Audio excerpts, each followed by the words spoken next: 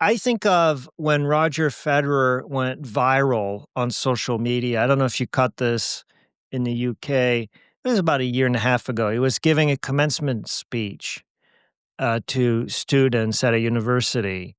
Yeah. And he said, this is one of the top tennis players of all times. He goes, I've played 1,500 matches. I've won 80% of the matches, but guess the percentage of points that I've won. And it's a remarkably low percentage. It's 54%. So Roger Federer, one of the top tennis players of all time, lost almost half the points he ever played. And then what he tells the students is incredibly inspiring in my mind. He looks at them and he goes, no matter what game you play in life, you're going to lose. Get used to it. Learn from it. And he says something about the top performers in the world are not the top performers because they always win.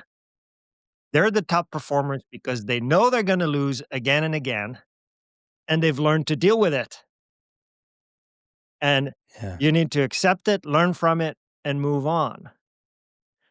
So if you empower others, if you encourage others to go outside of their comfort zone, you're really helping them learn to lose. Maybe that's the takeaway from the discussion today, right? That the sports psychology being obsessed with losing, and it ties into stress, it ties into mental resilience, it ties into pretty much everything we've talked about. But that could be one of the takeaways, Sam. I don't know when you write copy for the podcast at the top, what you end up writing, but something like embrace losing or something like that. But I think the Federer speech, if you haven't seen it, it's all over social media because it went completely viral, is worth looking into.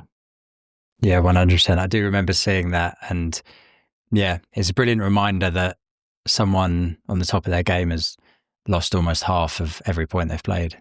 So yeah, changing how we look at failure is a massive thing, I think. And maybe even not using that word, but it becomes a growth opportunity. Like, you either succeed or you learn from it. Like, there's still growth in failure. Yeah, and sometimes you're not lucky, right? Sometimes it's just bad luck. Or sometimes you win and you're lucky, which you also have to have the sort of self-awareness to know that. So luck versus skill is also part of this. Yeah, self-awareness is a massive thing. How can we become more self-aware? And what does that do for us as a leader? Well, let's pick up on luck versus skill, right? Someone who's not self-aware will think that they're talented because they just had a lucky outcome. I'll give you a very simple example. Let's say you go out with friends and you have several pints of beers and you shouldn't be driving. Normally, I say this example with a bottle of wine, but since I'm talking to you, pints of beer and really good English ale. Okay. You should not be driving, but you decide to drive home and you make it home safely. Well, this is where the self-awareness question comes in, right? It was not a good decision. It was a lucky outcome. Do you have the self-awareness to understand it was not a good decision? Most people will in that situation, but in other situations, it's more nuanced. Or let's say you took an Uber, but the Uber crashed. That's a horrible outcome. Are you gonna say I made the wrong decision taking an Uber?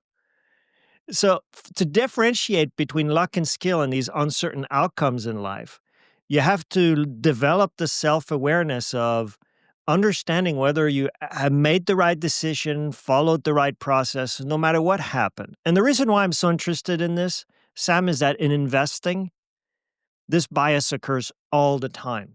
Someone will buy a bunch of meme crypto coin and triple their money.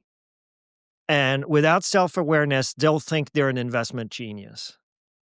But really, if they keep doing that, at some point, they'll lose it all. Yeah. So luck versus skill is a major part of self-awareness in my mind.